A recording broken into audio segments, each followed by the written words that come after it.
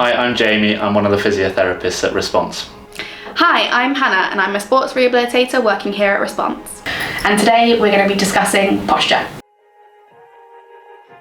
Posture refers to how we position our body, and there are two types of posture. These are static and dynamic. So static posture refers to when we're sat down, when we're standing up and when we're lying down, and dynamic posture refers to when we're moving, so when we're walking, running or bending over to pick something up. So our bodies love movement, and any time spent in one position, in a static posture for example, can lead to joint stiffness, muscle tightness and muscle weakness. Therefore, the next posture you're able to get yourself into will be your best posture. Next, we're going to demonstrate some common postural positions that could be contributing towards your symptoms and show you some self-management strategies to address them. So first off, we'll be looking at different seated postures. As we've been working from home a lot during COVID, what can tend to happen is you'll tend to slouch forward and round your lumbar spine. This can mean that you're putting more pressure onto your sacrum and lumbar spine and can sometimes lead to pain and injury. We might also see people that combine these two positions, so thoracic flexion and lumbar flexion. If we're able to sit more on our bony protuberances of our bum, we'll sit in a more upright position and facing forwards. Another common postural position that we see is something that we like to call text neck or hunchback, and this can be caused by having a tight chest or a weak upper back. And as you can see quite nicely on Jamie, his chin is poking forwards. One quick and easy way to assess whether our shoulders are rounding forwards is if we let our arms naturally fall by our sides. If our knuckles are facing forwards, it means that we're protracting our shoulders and rounding them forwards.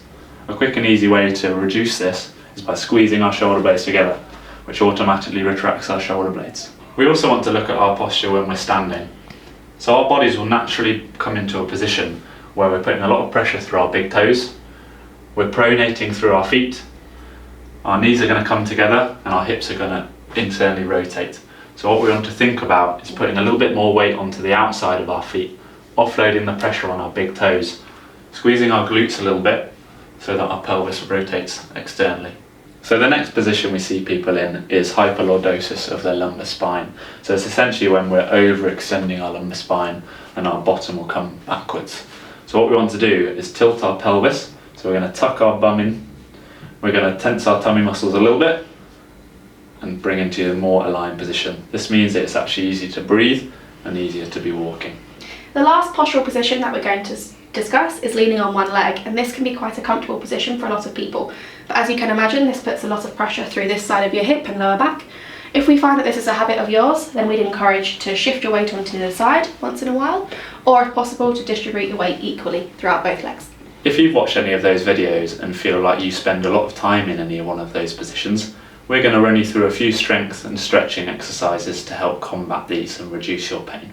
So if you find yourself in a position where you tend to round and flex your lumbar spine, this can cause weakness around your lumbar spine and your bottom muscles. So first exercise we're going to look at is a glute bridge. So what we're going to do is lie on our back, bend both of our knees, we're going to contract our tummy muscles so that we're pushing our back into the bed. And then we're going to drive through our feet and bring our bottom off the bed. And we'll repeat that a few times. For those of you who have adopted a rounded upper back, then a nice exercise that we'll prescribe to help counteract that is something that we call scapular retractions, or bringing your shoulder blades backwards.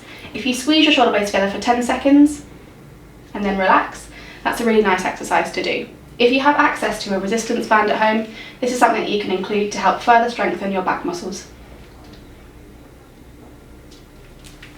For those of you who might have adopted a text neck or protracted cervical spine, a few different things that we can work on are, first of all, chin tucks.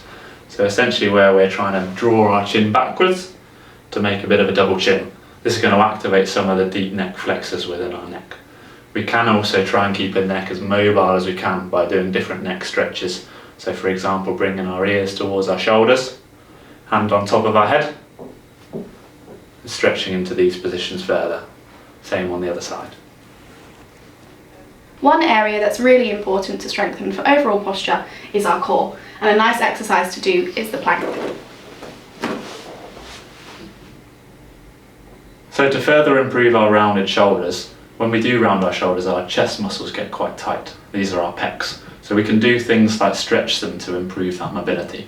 So first of all, we're going to stand with our side against the wall.